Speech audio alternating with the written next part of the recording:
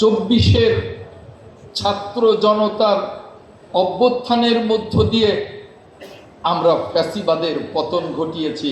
আমাদের বড় একটা অর্জন। নিঃসন্দেহে স্বাধীন দেশে এই রাজনৈতিক অর্জনগুলোকে আমরা শ্রদ্ধা করি, সম্মান করি। তাই বলে এই অর্জনগুলোর সাথে আমরা যদি স্বাধীনতাকে সমান তালে করে ফেলি, সেটা আমাদের জন্য হবে অনেক বড় একটা বিপর্যয়। তাই আজকে এখানে একজন সম্মানিত বীর মুক্তিযোদ্ধা বলেছেন, আমি একজন তরুণ মন্ত্রী। কথাটা শুনে ভীষণ ভালো লেগেছে। ওনাকে আমি অনেক অনেক ধন্যবাদ জানাই। সত্যিকারেই যদি তরুণ থাকতে পারতাম, হ্যাঁ মনের দিক থেকে সত্যিই তরুণ, বয়সে তরুণ নয়। 68-তে 69-এ ছাত্র গণ অভ্যুত্থানের সক্রিয় একজন কর্মী ছিলাম। 71-এর মুক্তিযুদ্ধে আমাদের টাঙ্গাইল অঞ্চলে আমার বাড়িটি বাসাইলের একজন আঞ্চলিক মুক্তিযুদ্ধের সংগঠক ছিলাম। সরাসরি মুক্তিযুদ্ধের সাথেই সম্পৃক্ত ছিলাম। খন্দকার আব্দুল বাতেন ছিল তখন আমাদের নেতা, ছাত্র নেতা, তার সাথে। তাই মুক্তিযুদ্ধের সাথে নিজেকে ওই সময় সম্পৃক্ত করতে পেরে নিজেকে ধন্য মনে করছি। আমাদের ঠিকানা মুক্তিযুদ্ধ, আমাদের ঠিকানা 71। কাজেই আমরা যারা মুক্তিযুদ্ধ করেছি, এই মহান স্বাধীনতা এনেছি, আপনাদের সাথে একমত হয়ে বলতে চাই, বাংলাদেশের স্বাধীনতা একবারই এসছে। এর আগেও আসেনি, এর পরেও আসবে না। এই স্বাধীনতার পর আমাদের যে রাজনৈতিক অর্জনগুলো, সেখানে অনেক অর্জন আমাদের আছে। 90-এর গণ অভ্যুত্থানের মধ্য দিয়ে আমাদের বড় একটা অর্জন, আমরা স্বৈরাচারের পতন ঘটিয়েছিলাম।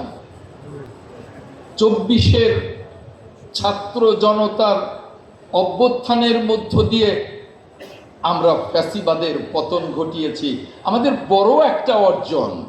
নিঃসন্দেহে স্বাধীন দেশে এই রাজনৈতিক অর্জনগুলোকে আমরা শ্রদ্ধা করি, সম্মান করি। তাই বলে এই অর্জনগুলোর সাথে আমরা যদি স্বাধীনতাকে সমান তালে করে ফেলি, সেটা আমাদের জন্য হবে অনেক বড় একটা বিপর্যয়। তাই আমি মনে করি আমাদের হাজার বছরের শ্রেষ্ঠ অর্জন আমাদের স্বাধীনতা। আর যে স্লোগানটা আজকে, যে বাংলাদেশের মুক্তিযোদ্ধা, আমি যোগ করে বলবো বাংলাদেশের এবং বাংলাদেশের মুক্তিযুদ্ধ এবং মুক্তিযোদ্ধা আমাদের প্রজন্মের অহংকার। আমি একজন বীর মুক্তিযোদ্ধা, সম্মানিত বীর মুক্তিযোদ্ধা আমাকে বলেছেন যে এই যে গত দুদিন আগে 18 বছর পর একটা প্যারেড, 26শে মার্চ কুচকাওয়াজ হয়েছে, প্যারেড হয়েছে। সেই প্যারেডে আমাদের বীর মুক্তিযোদ্ধাদের যথাযথভাবে বসার ব্যবস্থা ছিল না। আমি দুঃখ প্রকাশ করছি।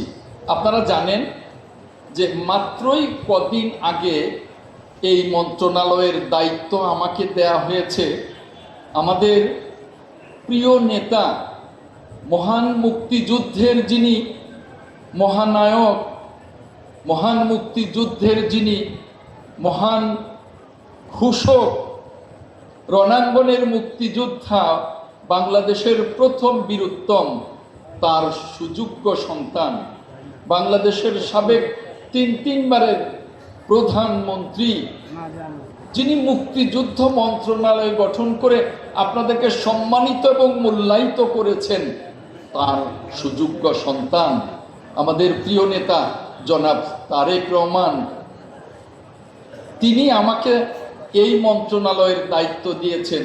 তবে মাত্রই কয়েকদিন আগে আমি দায়িত্ব পাওয়ার কারণে ওই সিটিং অ্যারেঞ্জমেন্টগুলো আমি দেখবার সময় করতে পারিনি, তার আগেই ওই অ্যারেঞ্জমেন্টগুলো হয়েছিল।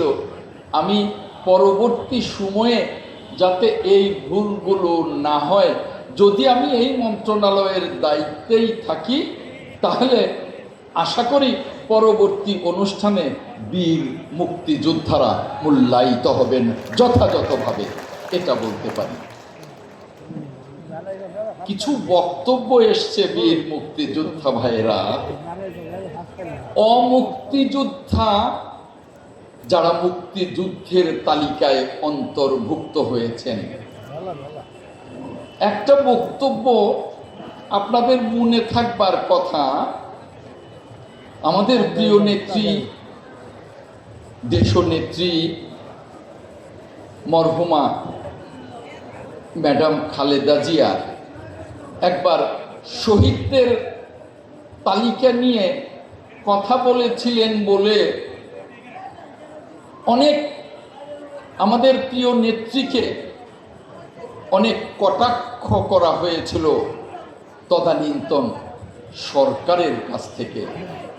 অথচ এটা বহুল আলোচিত একটি বিষয় যে স্বাধীনতার মাত্র 23 দিন পর হঠাৎ করেই কোনো রকমের জরিপ ছাড়া, তথ্য উপাত্ত ছাড়া 9 মাসের মুক্তিযুদ্ধের শহীদদের তালিকা কি করে এলো, চট করে একটি তালিকা 30 লক্ষ বলে দিলেন।